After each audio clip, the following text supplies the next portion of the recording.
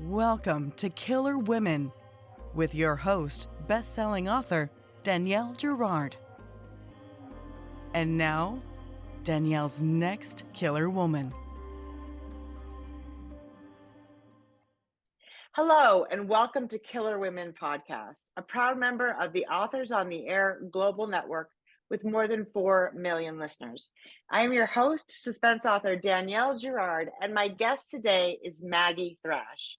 Maggie is a lesbian writer wrestling with important themes, including sexuality, transphobia, and identity.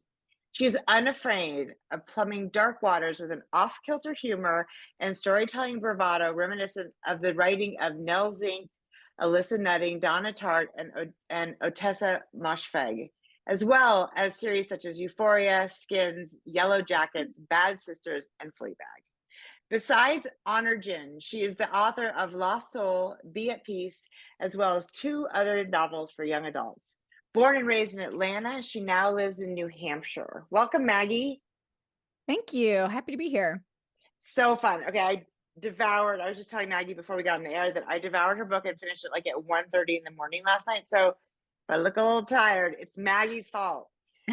So before we dig into this fabulousness, and I just posted a quote. If you missed the quote of the week late as usual on March 14th, go back and listen because it's right at the beginning of this book and it's fabulous. Maggie, tell us a little bit about Rainbow Black. Rainbow Black, it's a lot of things. I would describe it primarily as a legal drama set during and inspired by the satanic panic of the late 1980s. It's also a queer Bildungsroman. It's a love story, and it's a murder mystery. So I think there's something for everybody. It is. And it's funny because you're right. There's so much of it is, is basically based upon the sort of the arrest of her parents. And, but I don't think of it as a court drama because it is, as you said, so many more things. And I think the sort of bigger story about this family, about Lacey, about her sister, whose name is, am I pronouncing it? Is it Eclair? Eclair, yes. Which is my daughter's Claire, and it used to be the thing that we, like if she had a sweet tooth, we'd call her Eclair. But anyway, so Lacey grows up. Her parents run a nursery, a daycare, and then of course they are embroiled in this. When those, like you said, satanic panic, when people were drawing out memories. Remember, there was all that. What do you call the hidden memory? Repressed memory. Yeah, it was a big phenomenon where a psychiatrist in Canada kind of invented this technique of memory repression therapy, and he would draw out supposedly repressed memories from children and women and adults, and basically none of the memories that were recovered ever were substantiated. The technique was not substantiated, and it resulted in this nationwide hysteria and a paranoia and fear that child caregivers were committing satanic ritual abuse on children, and then the children would forget about it and years later remember that it occurred. Right. And then that would traumatize them for the rest of their lives. And Lacey's parents end up in prison for a very long time because of this falsified claims, and her sister. It's the whole thing. But what it really is to me also is a story about survival, right? I mean, Lacey is, how old is she when her parents go to prison? She's young, right? She's not even 14 yet. Yeah, she's 14. Yeah. Okay, she's 14. And so she turns 14 in the book, so she starts as 13. Yeah, so she's 13 years old. She has an older sister who is her caretaker for a while. The two of them trying to find, legal representation. And and then she goes on and she has a lot of really, difficult experiences, as you said. And because of the time as well, it was, it's hard. Being a lesbian also comes with these connotations of like, mental illness, or like, if you choose to be a lesbian, is the way the book puts it. If you choose to be a lesbian, you're mentally ill. But but if it's not your choice or you don't want to be, then maybe you're more sane. That was I the suggestion that if you don't hate, it's okay to be gay. Pardon me. it was a weird time where it's like, oh, it's okay to be gay. We know you can't help it, but you should hate being gay. And if you don't hate yourself, you're mentally unwell. You have a mental illness. I mean, and it's actually crazy to think that that's how recently that is, right? I Mhm. mean, that is not that long ago. And then I love the sort of the way that the story then takes us to Canada. And I'm clearly hopping all over the place because I can't tell you anything about any of that without ruining this fabulous story. But the love story between Joe and Gwen is also so fabulous. So talk to me about what as women, as and then and as queer, as a queer woman, what's why is this story important for us to hear? What is it we need to sort of recognize about the sort of the way the world treats us? Because it's so beautifully laid out in the book, and you clearly are writing with that, the intention of sort of opening our eyes, hopefully, everybody's eyes, straight, male, female, queer, we're all sort of thinking about this in a more real way after reading Rainbow Black. Well, I really appreciate you saying that because, pardon me again, I really appreciate you saying that because I do think the book is for everyone. And so often, if there's a queer protagonist or a queer narrator, it's a gay book and it's for gay readers. And, I don't, I think that Rainbow Black is for everybody. And I guess what I'm definitely interested in readers taking away from it is kind of realizing, as you were just expressing, that this time was not that long ago and that America's Puritan past, we have never had closure on that. It is still being, litigated on Twitter, on talk shows, on Fox News, everywhere today. And even in some liberal spaces, there's a lot of shaming that goes on. And it's like, that comes from our Puritan past as well. Like being on the left, they're not immune to the kind of ghosts of our Puritan roots. So I would just hope that everyone comes away with it, just kind of thinking about that and feeling better able to recognize in their daily lives as Americans, when that Puritan ghost is like rearing its head. It's so true. And even so, like, one of the things I thought was really startling, and of course I know, it's a thing we know, but to see it sort of in close up in the story, and this is primarily just a wonderful story. So I think I in my enthusiasm about a book, I oftentimes like dig to the sort of most granular parts of it and want to like explore those. And so that's the lens through which I see a story. But it's a wonderfully powerful story. What Lacey does, what what Dylan goes through, there's what Claire goes through, and I mean and then the parents, of course, too, who are the whole thing, dealing with this whole story from their prison cells in different detention centers as innocent people. But I think it's interesting to think about the difference between Canada and America, because we oftentimes look at our northern neighbor and be like, they're not so different. And yet they have escaped a lot of things that our country, which is supposed to be this, the best country in the world, blah, blah, blah, we are mired in, right? I mean, like they had the marriage choices, like, lots of things before us. They do seem to be more open-minded. Why in the world is that? Well, it's interesting because of course, they have the same violent colonial history as America does, but they just don't seem to be as haunted by Puritanism, because I think that's the distinction, is that I think the fact that our American settlers were Puritans, that is why they came here. That is different from the settler story of Canada, which isn't to say Canada's was any less violent. Right. But I do think it is what makes us different, and it's what makes us as Americans. It's harder for us to leave the dark shadows and the evils of our past behind because we have this Puritanism in our DNA. We totally do. It's hard to get past. And I feel like every generation thinks that they're the first generation where, oh, it's finally gone. The Puritan shame the Puritan gender roles, like it's finally gone. We overcame it. And then it turns out we didn't. We cycle back again. Right. I love the idea that we would and that we can probably ever overcome it. I mean, I hope we're getting closer for sure. But, well, it's like I just read this quote recently that sort of brings this to mind, which was like, why is it that we focus on these witches that were burned versus the people who burned them? Right. That's sort of the same thing. It's like, we never explore like, what? Like, it's always the story's always about the witches, and what they did to get burned versus like, who the hell is deciding that people should be burned alive? I mean, that is what you mean when you talk about the puritanical spirit of this country.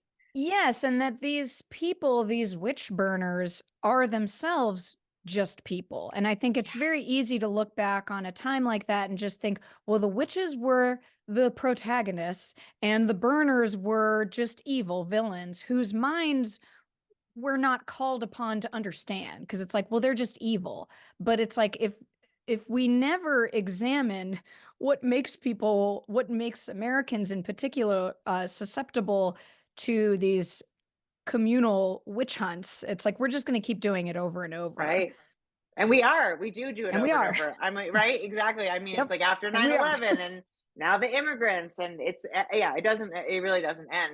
One of the things I like about, I really enjoyed about the book is that it really, like, this is not a book where you're pointed to who's evil and who's not evil, because everybody makes, and Lacey is forced to make some very difficult decisions. She also makes some decisions that she's not necessarily forced to make, that again, this is a kid who's on her own at 14, so she makes some questionable decisions, and in protection of people who are close to her. And one of the things I love too is that there's this insinuation in the story, particularly at the end, and this is not ruining anything, about whether or not she made those decisions of free will. For instance, do we, when we love somebody so much, do we do things for them thinking that it's our choice, but maybe it's not? Which I thought was a fabulous point, and one really worth exploring, right? I mean, thank you. I'm glad that you find that point interesting, because it's something that I've always been interested in, this idea that that if you're really embedded and in love with someone, you do lose your free will. You have lost part of your identity. You've become an identity with them. And that is both romantic and frightening. Yeah. And you see it with the parents too, right? I mean, it's totally true. You sort of accept it when you're a parent. Like, okay, I understand. And it's true, right? We all know we would do anything to protect our children. And that gets ugly.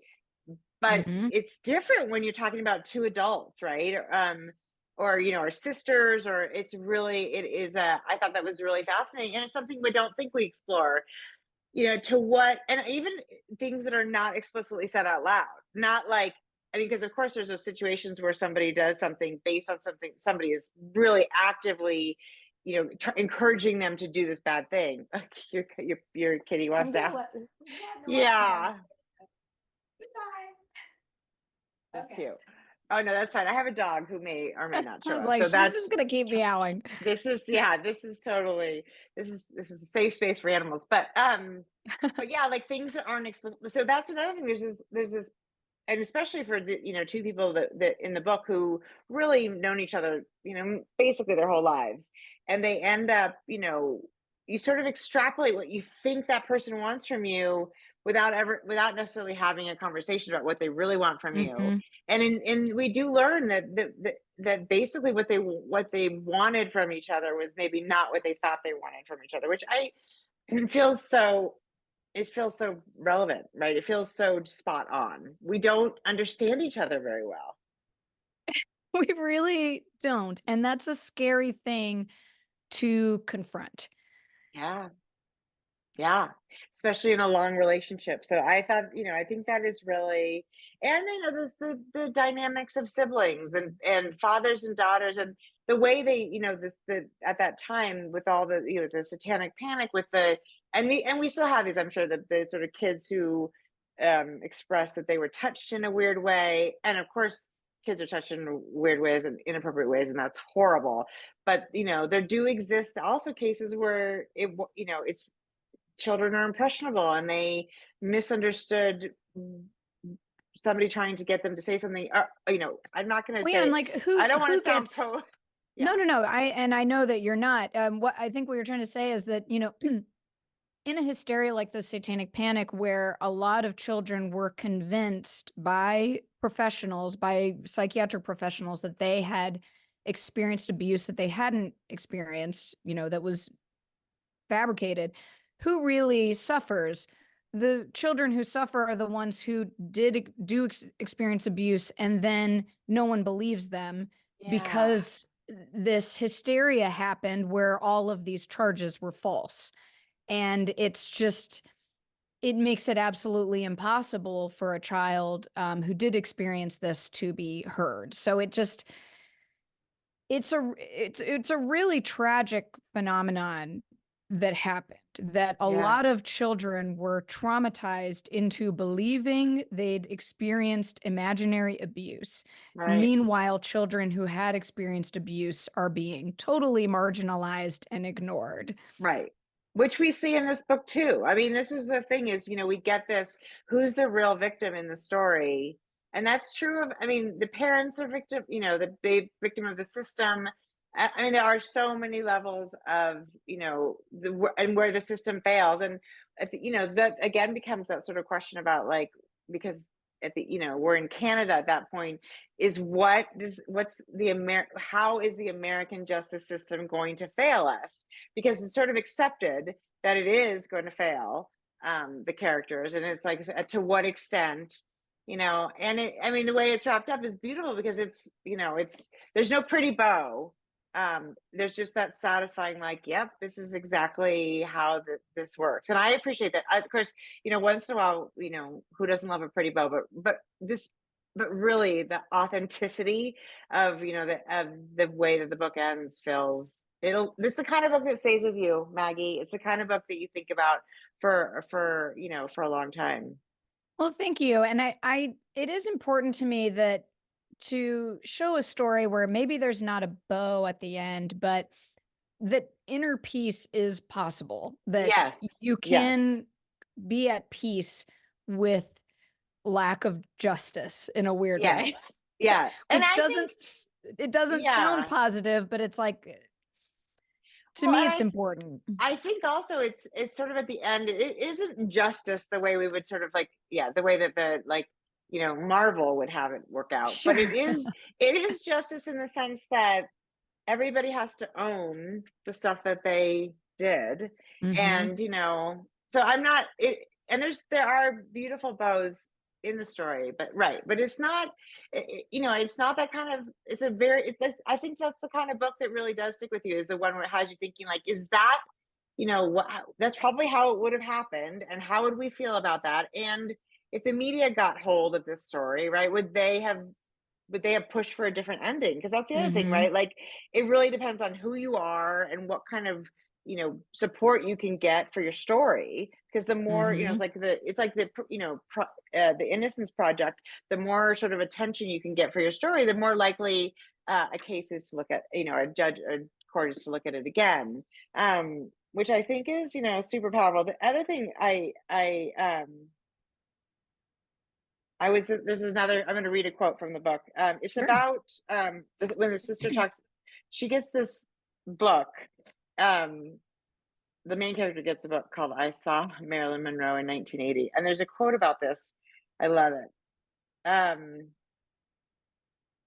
just going to make sure I get it. At the center of the chapel was an enormous, grotesque statue of Jesus being tortured to death on a cross. I felt appreciative of the very thing that had caused my mother to flee her strict Catholic upbringing, the portraying of suffering as holy. The night of the dance, Eclair had asked me why I was afraid to be beautiful. It was because the world destroyed beautiful things. I understood now. But was it possible they could come back under a different name, like how Jesus returned as the Holy Ghost? Or how, according to Aaron's book, Marilyn Monroe went from Norma Jean to Marilyn, then back to Norma Jean, which I thought that was really, it's sort of that idea that in our lives we are, I mean, not the way Jesus did it, but we are we are resurrected and recreated through every sort of major thing that happens to us. And I thought that was beautifully put. Thank So you. Thank you so much. I really appreciate that passage stood out to you. And it's a really important theme to me, the degree to which a person can change, because these especially as queer people, our transformations are so significant and life-changing, but at the same time, the fundamental soul remains. Like, of course. I've never met anyone who it's just anyone I'd known, and then I met them later and thought they've become a completely different person. It's really just they've adopted different attributes, they've adopted different values. I think people's values can change. Yeah. And I think that's probably the main way people change is through their values and through the actions that they commit based on those values. But the soul, and another thing that's sort of scary about childhood psychology is confronting the possibility that our souls and our psychologies are fully formed by the time we're like 9 years old, and then it's done. Your life is pretty much just a series of reactions after that, because your psychology is set in stone. That's a scary possibility. Yeah. I mean, I think so many things are. I mean, I think, the older we get, the sort of more we sort of extract the parts of us that we're like, wait a minute, where did this assumption come from? Mm-hmm. Where, why do I believe this thing? But I think there is something about that, again, I think it comes back to sort of the Puritan, that we sort of, there are some things that we consider sort of, I don't know whether we feel protected of them as adults, but there's something about the way we grew up, and we sort of, it depends on maybe how you grew up. But if you sort of still believe that was basically, you basically had a good upbringing, then it's hard not to sort of pull the values along, even when they don't fit your life anymore, right? Mm-hmm. It's sort of like there's this box of tools I have, and suddenly it's like not a box, it's a circle, and none of the tools work anymore, or whatever. You have to kind of, it's a process, and I think a lot of people I mean, is it fear? Is it laziness? Is it whatever it is? They don't want to look too closely at. Yeah, and I think for a lot of people, they feel like it's pointless to look too closely because, just a fairly superficial example from my own life is I grew up with very, very status aware parents, and I don't think they consciously tried to make me aware of status, but I absorbed that. And now as an adult, that is not serving me at all. It makes me insecure. It makes me compare my accomplishments to others all the time. But just because I know where it came from, I can't really change it. All I can do is, recognize it and try not to base my actions around it. But I think the sort of person who just chooses to sort of replicate their childhood values in their adult values, the reason they're too scared to examine that is because deep down they feel like change is impossible anyway. So why not, if you can't beat them, join them. Why not just perpetuate the mindset that is cemented in your brain anyway? Right. And it's true. I mean, I think, and actually really, I mean, when you talk about, the things that don't serve you and the comparisons, I mean, being an author is, in terms of status, right? I mean, I suppose at some point there's like a status that goes along with being an author, but for the way that America looks at status and success, it's a very small group who sees authors, with status, right? We're mostly It's just a very small group. And if you talk to people from that group as individuals, you will often find that they do not feel successful either. Yeah. The benchmarks they set for themselves in terms of their art or the way that the public receives them have not been met. So it's truly, to be a writer is just a grueling grind of just Self-torture. humiliation at every step of the ladder. It really is. We're not selling it very much here, Maggie. So why do we do it? Why do you do it? I feel truly like it's a compulsion. Do you feel like you have you ever made a choice. For me, I've always just felt like it was an absolute compulsion that was really outside of my control. Yeah, 100%. Yeah. I tried to not do it for a while. I was like, I'm gonna do something that actually like earns a living and I can leave it at home at the end of the day. And that did not work. Yeah, it is a compulsion. But I think if you're out there and you have the compulsion, then it has beautiful moments, right? It's magic when Oh, it absolutely. I works. wouldn't trade it, No, me neither. But also, right. Also, we're but it's probably also not gonna. torture. It's also torture, and our next car is probably not going to be a Lamborghini. So there you go. Yep. If your goal is that, then you probably need to think about something else to do. Well, I would like you. Are you working on something right now? Do you hate when people ask that? You're like, we're celebrating my book, and like now we want to know what you're working on next. No, I don't hate that question. I just feel like I often have an unsatisfying answer. For the last 2 years, I have written the first 100 pages of 3 different books and then Ah, abandoned them because the way my process works, I like to be very experimental, so I try a lot of things, but that also means I'm failing a lot. So I just started something. Hopefully, it's fourth time's the charm. there you go. But, I just keep trying and trying until something like really feels right. And sometimes that takes a really long time. Yeah, fair. No, I think that, and it's not failing. I know this is what I have to tell myself. It's not failing. It's just not good enough, right? Like you have a high bar for yourself. So a lot of people would have taken those 100 pages and made them 400 pages and tried, put them out in the world.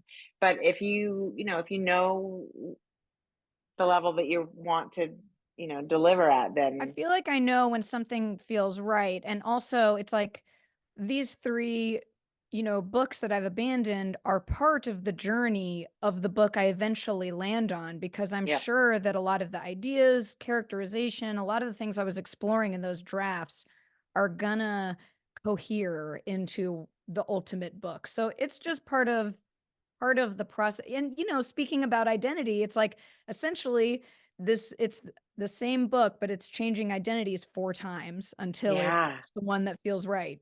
I love that. Well, yeah, and that makes total sense. So you're obviously not. You are not a plotter, No. outliner. No. You I've are like, tried. I just I can't. know, me neither. I was just talking to somebody else about this. I was like, I think the idea is lovely, but for me, the magic comes from having no idea what's going to happen. So, Yep, I am the and same way. I'm curious. So when you finish the sort of draft of Rainbow Black that went to your agent, your editor, whatever, how close is it? Not obviously, there's all the line editing and the work. Hopefully, somebody's doing for you because it turns into it's beautiful. And if you do that yourself, I don't want to know. Um, but what about like the sort of structure of the story? Does it change a lot with your editorial?